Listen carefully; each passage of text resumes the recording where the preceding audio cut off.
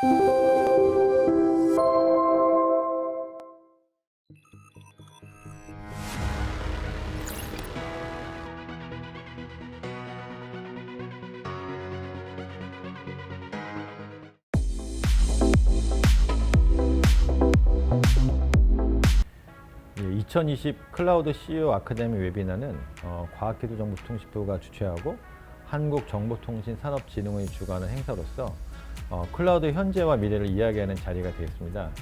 이게 1회는 아니고요.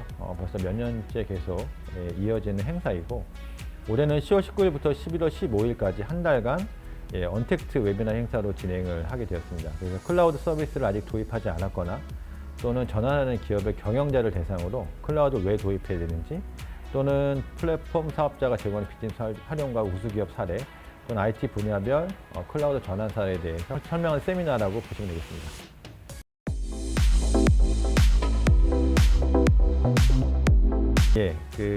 하이브리드 클라우드로의 전이라는 제목으로 제가 강의를 했는데요.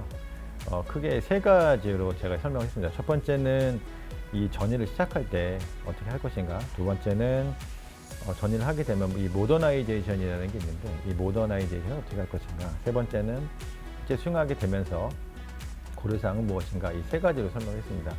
첫 번째 전이를 시작하는 관점에서 보면 이 클라우드 전이를 어떻게 바라볼 것인가라는 관점에서 좀 봐야 되는데요.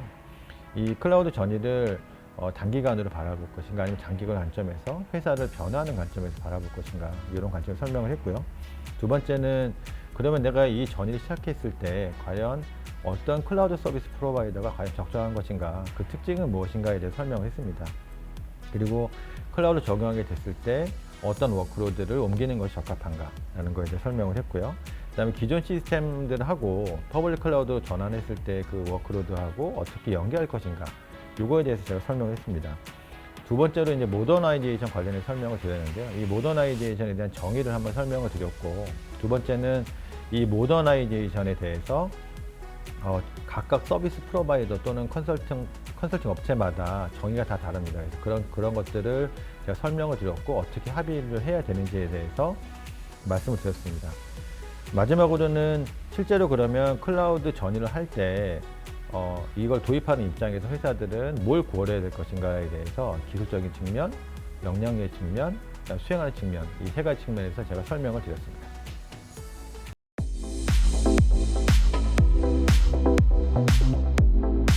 모더나이제이션은 그냥 말 그대로 따지면 현대화라는 의미가 되겠는데요. 기존의 시스템들을 현대화된 기술로 바꾸는 모든 작업들을 모더나이제이션이라고 볼 수 있겠습니다. 예를 들면 인프라를 현대화하고, 그다음에 플랫폼을 현대화하고, 어플리케이션을 현대화하고, 그다음에 여러 가지 기술을 현대화하는 것을 전부 다 모더나이제이션이라고 얘기할 수 있겠습니다.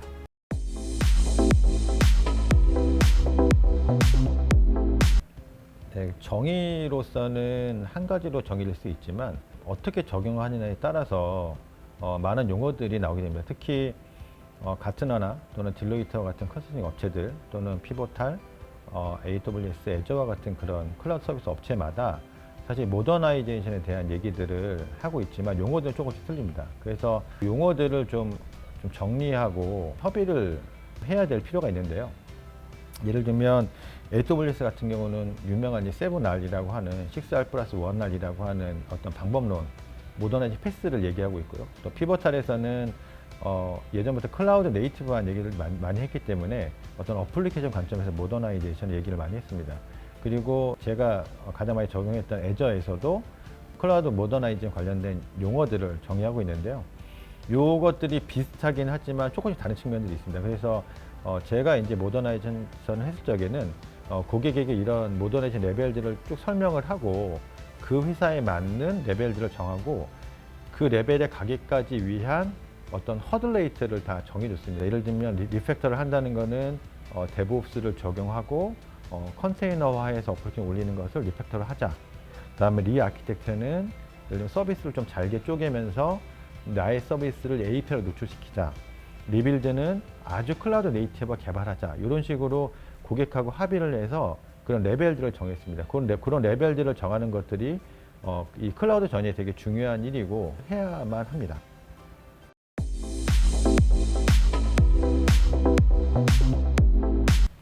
모더나이제이션은 말씀드린 것처럼 현대화한 기술을 기존 시스템에 적용한다는 걸 말씀드렸는데요. 그러면 그렇게 하게 되면 무엇이 좋은가에 대해서 얘기하고 있는 일반적인 네 가지 정도의 베네핏이 있습니다. 첫 번째는 어떤 고객 경험적인 측면에서 좋아진다. 그러니까 UX를 고려한 서비스 개발이 굉장히 쉬워진다라는 첫 번째 측면이 있을 거고요. 특히 이제 서비스를 MSA를 적용해서 개발을 하고 그 다음에 API 서비스를 노출하기 때문에 서비스를 빨리빨리 만들고 조립하기 쉽다는 얘기죠. 두 번째는 비즈니스 애질리티가 굉장히 빨라진다라고 볼 수 있겠습니다. 그래서 만들어졌던 개발 환경을 통해서 빠르게 서비스를 개발하고 런칭할 수 있는 어떤 장점이 될 수 있겠고요. 그 다음에 다양한 배포 기법들을 활용해서 빠르게 배포하고 또 잘못했으면 빠르게 롤백할 수 있는 그런 장점들이 있겠습니다. 세 번째는 개발이나 운영 관련된 생산성이 증가한다는 건데요. 이제 개발 시간이 감소가 되는 효과가 있고요. 특히 이제 CI/CD 파이프라인 같은 걸 적용해서 빌드나 테스트 기간들을 감소할 수 있기 때문에 개발에 들어가는 절대적인 시간을 줄일 수 있는 장점이 있고, 그 다음에 클라우드 적용으로 인해서 거기에 있는 자동화 기술들을 많이 활용을 해서 효율적으로 운영할 수 있는 장점이 있겠습니다. 마지막으로는 뭐 인프라 비용 절감인데요. 이것들은 사실 모더나이제이션을 하지 않고 클라우드로만 전환해도 누릴 수 있는 이익이긴 합니다. 그래서 컨테이너 하거나 또 최적화를 통해서 비용을 감소시킬 수가 있고, 그 다음 유휴 장비들이 감소가 되고, 그다음 사용량 기반으로 설계하기 때문에 최적화된 설계를 할 수 있어서 인프라 비용이 줄어드는 네 번째 베네핏이 있을 수 있겠습니다.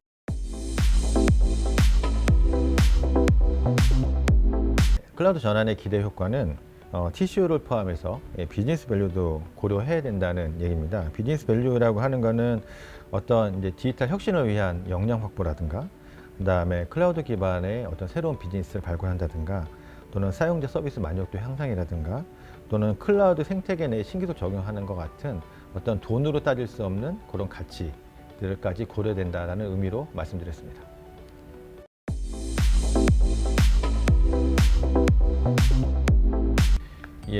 처음에 클라우드를 도입하면 클라우드의 가장 큰 효과로 어떤 비용의 절감을 볼 수 있겠는데요. 그 비용의 절감적인 측면에서만 클라우드를 바라볼 것인가 라고 보면 꼭 그렇지 않다는 거죠. 비즈니스 밸류까지 고민을 하면 클라우드 도입을 해야 된다는 당위성이 생길 거고, 그래서 제가 말씀드렸던 거는 어떤 비용 관점에서만 보지 말아라 라고 하는 측면에서 강조를 했던 것입니다.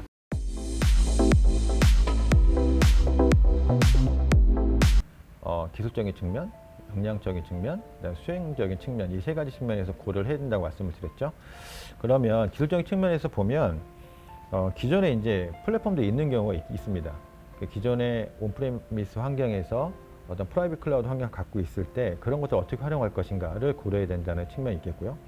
두 번째는 기존 시스템하고의 연계를 보안을 갖추면서 원활하게 묶을 것인가 라고 하는 측면에서 고려를 해야 됩니다. 예를 들면 비용적인 측면, 그다음 DR 같은 것들, 이런 것들을 고려해야 되고요. 세 번째는 보안적인 측면에서 이제 클라우드로 넘어갔을 때 보안 수준이 낮아지는 것은 아니기 때문에 기존에 있던 보안 수준을 유지하면서 퍼블릭 클라우드 어떻게 활용할 것인가 라고 하는 측면에서 반드시 고민을 해야 되고, 특히 우리 회사처럼 엔터프라이즈 고객을 대상으로 하는 회사에서는 이 보안 부분이 굉장히 중요한 요소라고 볼 수 있겠습니다.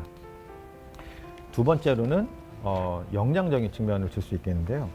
저희가 이제 클라우드 엔지니어라든가 또는 클라우드 매니지들을 하는 기술들은 역량을 확보하고 준비를 해왔지만, 사실 클라우드 아키텍트라는 측면에서 보면 또는 어플리케이션 모더나이제이션 측면에서 보면 아직도 이런 역할을 수행하는 인력들을 확보하기에는 굉장히 어려운 측면이 있습니다. 그래서 이런 역량적인 측면에서 준비를 해야 되겠고요.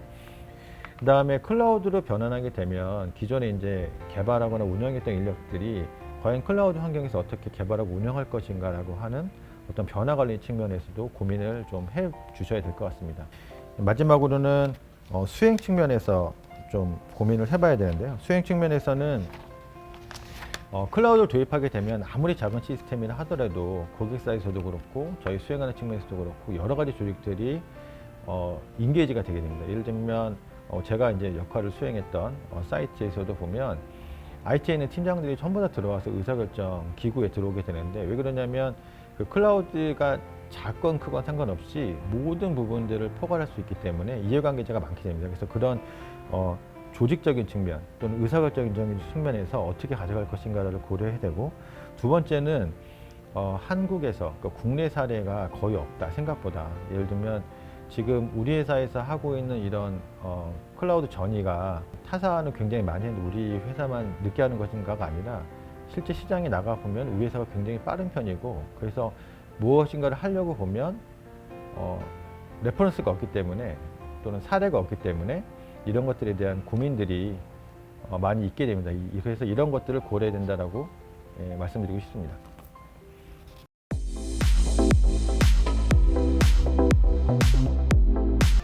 클라우드 도입을 하게 되면 가급적이면 빠른 시간 안에 이런 가치들을 보고 싶어하고 증명하고 싶어하는 고객들이 많은데요. 사실은 클라우드 도입이라고 하는 거는 디지털 컴퍼니로 가기 위한 어떤 긴 여정이기 때문에 한 달, 두 달이 아니라 1년 또는 3년, 5년 또는 10년 이렇게 장기적인 관점에서 이 클라우드 도입을 바라보고 준비하고 적용해야 된다, 이렇게 생각하고 있습니다.